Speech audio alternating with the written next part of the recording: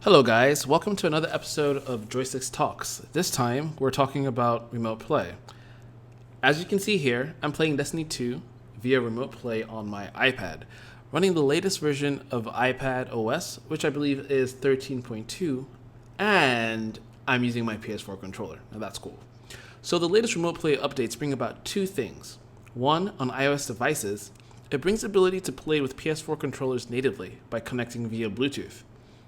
2, for Android, it brings remote play to all Android devices. Formerly, it was only on Sony Xperia devices. It also adds the ability to play using a PS4 controller if you're using the latest and greatest Android 10. If you haven't updated to Android 10, it isn't going to work. For this video, I'm using the iPad as a demo tool because I don't have Android 10 on my Samsung Galaxy Note 8. What I do have is Android 9, so I can't use the controller with my Android. Everything I talk about on iOS should be the same setup on Android. I do have some footage for Android that I will be showing later, and the experience is quite comparable. But for now, let's continue with remote play on iPad. Now, as you can see, I'm doing something quite interesting. I'm playing Destiny 2, which is an online-only game, and I'm playing the multiplayer game mode, Crucible.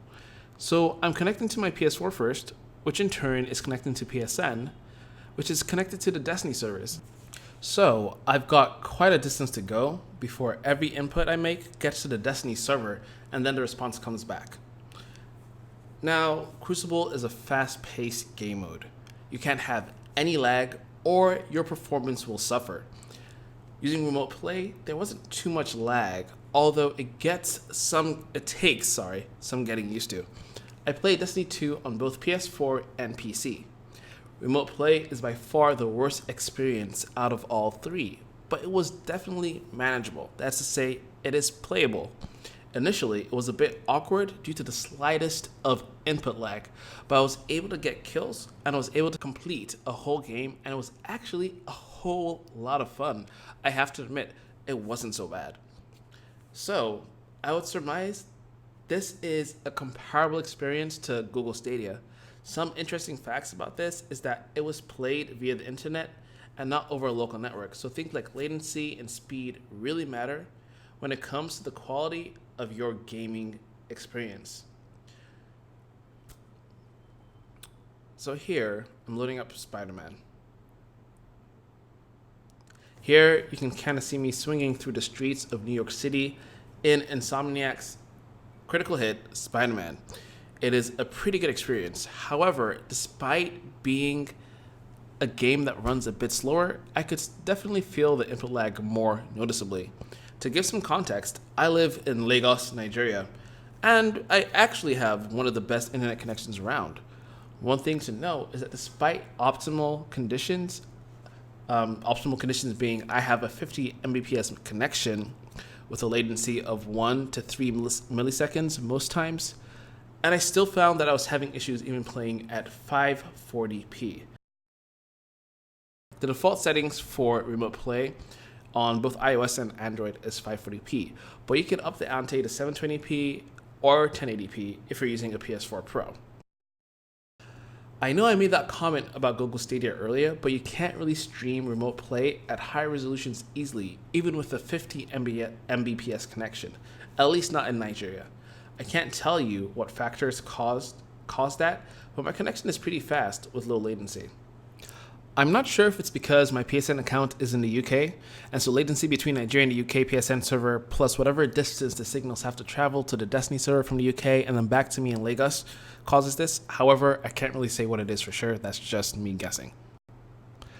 I'm sure you may even have seen it there. You can see a couple of glitches or hitches while I'm swinging through the streets. But overall, like I said, you can kind of get over it in a minute or two, or get used to it and kind of account for it while you're playing the game. It was much worse in Destiny when there was a hitch because obviously you lose valuable time when trying to make a decision about shooting, fleeing, jumping, throwing grenades, meleeing, or whatever it is you're trying to do. Overall, I'm fairly impressed with remote play. I think it is just as good as it was on the PS Vita, but obviously it's better because you have the options for higher quality if your connection can support it.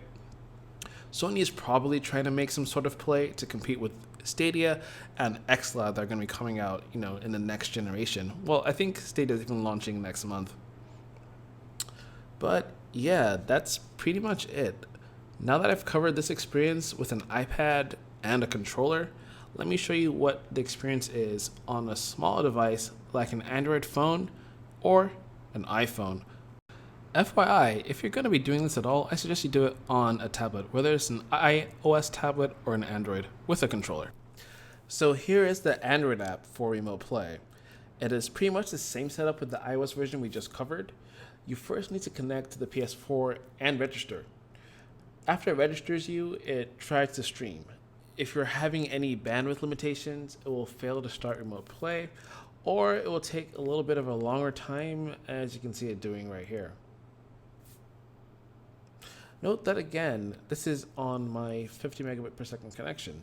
What I did was I had to switch to a closer access point because I was too far from the other one.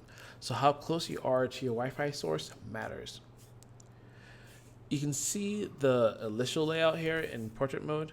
The screen is at the top and the controls are at the bottom. As you can see, it's not ideal for playing complex games. I'll go ahead and test a game out here, but I can already tell that that in a game like Spider-Man, I'm going to have a lot of difficulty because it requires pressing buttons like R2 and X at the same time, multiple button combinations, and this kind of layout doesn't really work well for that. It is pretty responsive, and you can flip it sideways if you want a full screen view, but the buttons are now overlaying the image, and it's just not ideal to play. I really don't find it makes it any easier to play when it's in horizontal mode. You guys probably can't see from the video, but again, the resolution is very low at 540p. You can change this in the settings, and I can tell you this much, it looks way better in 720p and even more so if you have a PS4 Pro and you're playing at 1080p. However, you can get a couple hitches while streaming at this high resolution. For reference, and I just emphasize this point because I'm not trying to let you know that even at high speeds you run into these issues, and I know there are faster speeds like 100 Mbps or 1 gigabit per second, but the majority of people, especially playing in this country, are not going to be playing above 50 Mbps or even 25, and this also extends to most countries around the world. Again, I'm not sure if this is slowed down by connecting to servers in Europe, thereby increasing latency to something maybe 100 milliseconds and above. I don't know, it's just me guessing. But yeah, something definitely affects the connection here, as I've seen reviews elsewhere rate this much higher. Anyway, as you can see, I had to switch from landscape mode to portrait mode, and you can also see me trying to input different button combinations, but it's pretty difficult. You may not notice some hitches I'm facing on the Android platform as I've essentially sped this video up, but I did experience a couple of slowdowns, and it is really hard to input these button combinations without a controller, especially the way Spider-Man is designed. So like I said, unless it's a very simple game, I definitely do not recommend this way for playing. So that's about it for Remote Play. If you made it to the end of this video, thank you for watching. If you have any questions or any suggestions, please hit us up in the comments below. Otherwise, hit that like button and subscribe so you can see all our content. Hit the notification button so you know when all our new content comes out, and share it. It really helps the channel out. Hope to see you guys in the next video. Peace. Thanks, guys.